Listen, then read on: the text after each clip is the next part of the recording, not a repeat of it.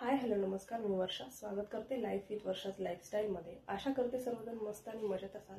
तर आज आहे उद्या आहे नागपंचमी आणि नागपंचमीच्या आदल्या दिवशी उपवास असतो, भावाचा उपवास। तर तोच आहे।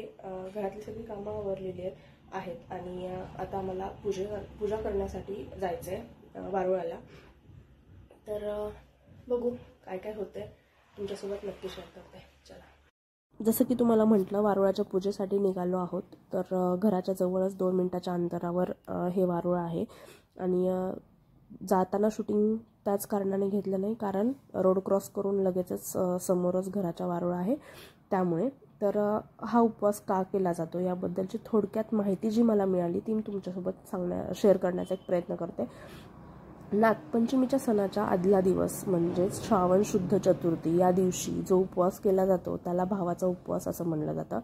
भव म्हणजे काय, तर पुराणांमध्ये नागपंचमीच्या दिवशी सर्पपूजन केले जाते आणि त्याच्या आदल्या दिवशी भव नावाच्या सर्पाला प्रसन्न करण्यासाठी म्हणून हा उपवास केला जातो। हा उपवास केल्याने सर्पदोष, नागदोष जे असतात ते निघून जातात असं आपले पूर्वज सांगतात।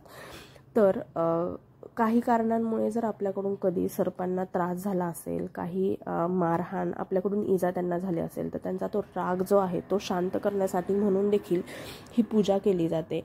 त्यांच्याबद्दलचा आदर आपल्या मनामध्ये कायम राहावा या कारणाने सर्पांची पूजा केली जाते आणि म्हणून या निमित्ताने आपले मन, शरीर, आत्मा शुद्ध होतो आणि नागपंचमीच्या दिवशी सर्पपूजन करण्यासाठी आपलं मन व्यक्ती म्हणून पवित्र मनाने आपण पूजा करायला तयार असतो। या कारणाने नागपंचमीच्या आदल्या दिवशी जो उपवास केला जातो त्याला भावाचा उपवास असं म्हणतात आणि म्हणूनच वारुळाची किंवा नागदेवतेची पूजा केली जाते असं आपले पूर्वज सांगतात। आणि जे काही मला माहिती मिळाली ते मी तुमच्यापर्यंत सांगण्याचा एक छोटासा प्रयत्न केला। याबद्दल अजून तुम्हाला काही माहिती असेल तर मला कमेंटमध्ये नक्की सांगा। व्हिडिओ आवडला तर चॅनलला लाईक करा, शेअर करा, सबस्क्राईब करा।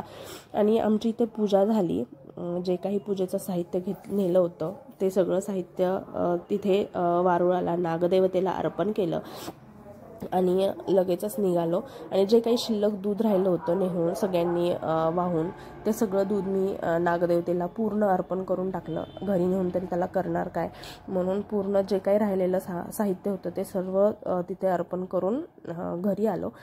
तर घरी आल्यानंतर पटकन आवरलं आणि वहिनी जी आहे तिला तिच्या माहेरी जायचं होतं। एक वहिनी ऑलरेडी माहेरी गेली आहे। आपली जी रथयात्रा होती त्या दिवशी तिचे आजोबा सकाळीच एक्सपायर झाले, त्यामुळे तिला तिकडे जावं लागलं। तर ती आता 10वा 13वा वगैरे झाल्यानंतरच येईल किंवा रक्षाबंधन झाल्यानंतर। तर सानिकाची पहिली नागपंचमी असल्यामुळे दादा तिला सोडवायला गेला। तिला सोडवण्यासाठी आम्ही खाली आलोच होतो, तर म्हटलं दुकानाचा एक व्ह्यू तुम्हाला दाखवावा। थोडंसं काम वाढवलंय, प्लास्टरचं काम चालू आहे आणि येणारं काम काय असेल, कसं असेल हे तुम्हाला आपल्या येणाऱ्या व्हिडिओमध्ये नक्की समजेल। त्यासाठी व्हिडिओ नक्की बघत चला।